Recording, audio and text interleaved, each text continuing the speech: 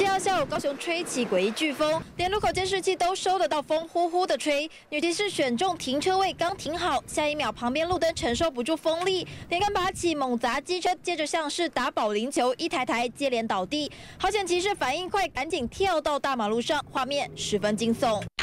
不止高雄人物，机车连倒8台，前进去更惨。监视器拍下轿车经过，大树倒塌，嘣的一声，猛砸停在树下轿车，后方骑士来不及反应，惨遭波及。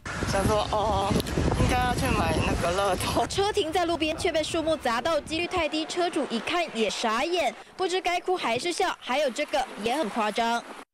机车坐垫连根拔起，掉在地上。这不是遭小偷，而是被风吹起。冷气团南下，高雄吹起诡异飓风，4个行政区8级强风已经是青台标准。抛上网，网友笑说：“谁能解释这风怎么回事？阳台门完全打不开。”有人歪楼说是掀裙子的风，用爱发电不够，现在用风发电。周董来了，爱情来得太快，就像龙卷风。也有网友解答是温度骤降、温度差的关系啦。 风大到我家小明摔断了6只肋骨。高雄刮起飓风，强度直逼台风，连推拿馆外骨头人都受伤，接连传出路树倒塌灾情，不少无辜车辆惨遭波及。唯一庆幸的是，没有人员伤亡。记者李一清、林一荣高雄报道。